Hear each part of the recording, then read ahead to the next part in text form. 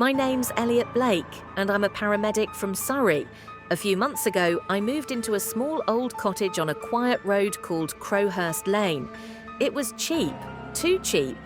The place looked a bit run down, but I didn't mind. I needed something close to the hospital, and the landlady, Mrs. Carver, seemed desperate to rent it out. She was this frail, polite old woman with trembling hands and a smile that didn't quite reach her eyes. "You'll find peace here, dear," she'd said. Something in her tone made me uneasy, but I brushed it off. When I told people at the local pub where I'd moved, the room went silent. One man asked, "Mate, Crowhurst Lane? That place still exists." Another muttered, "You shouldn't live there." I laughed it off. Small town superstition, I thought. But that first night, I heard something. A faint scratching, coming from beneath the floorboards. At first I thought maybe a rat, but when I checked the next morning, I noticed a small rug in the corner slightly lifted, and under it, a trapdoor. It had an old iron lock, locked from the inside. The scratching continued for nights. Sometimes it sounded like faint whispering. "Let me out!" I started losing sleep. Finally, I called a locksmith to check the trapdoor. The guy showed up, short, bald, middle-aged. But the moment he saw the door, his face went pale. He stepped back and said quietly, "Sorry, mate. I don't touch Crowhurst Lane, not after what happened there." And he left. That night, around 11:30, my phone rang. Mrs. Carver. Her voice was trembling. "Greater than Elliot. Have you heard anything yet?"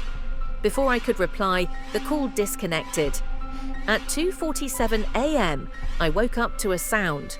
The trapdoor was slightly open. I slammed it shut, and something on the other side hit back. From that night on, I felt watched. Sometimes I'd catch movement outside my window, a figure standing still in the fog. Then came the notes. Each morning, folded paper slipped under my door. The first one said, "You shouldn't have opened the door." But I hadn't opened it. A few days later, while heading to work, an old man stopped me on the street. He stared at me for a long time before saying, "You're living in Carver's house, aren't you?" When I nodded, his expression changed completely. "Son, Mrs. Carver's been dead for 20 years, burned alive. In that very house I froze. That night I tried calling her number again, but there was no record of any call, no contact saved, nothing. Then I saw her, outside my window, the same figure in a long white gown, face shadowed. I closed the curtains, and that's when the scratching started again. I couldn't take it anymore. The next day, I pried open the trapdoor with a crowbar. The smell hit first, damp, rot, and something metallic. A narrow staircase led down into darkness. I grabbed my torch and went down. The walls were covered in candle wax and soot. Childlike drawings were scratched into the plaster, people with hollow eyes. And on the far wall, written in what looked like blood, greater than "I am still here." Then I found a box. Inside were old photographs. People who'd lived here before me, every one of them listed as missing. The last photo was of me, same face, same clothes. But the photo was dated 2019. I moved here in 2024. Then a whisper, right behind me, greater than "You were always here." The torch flickered, and dozens of handprints appeared on the walls.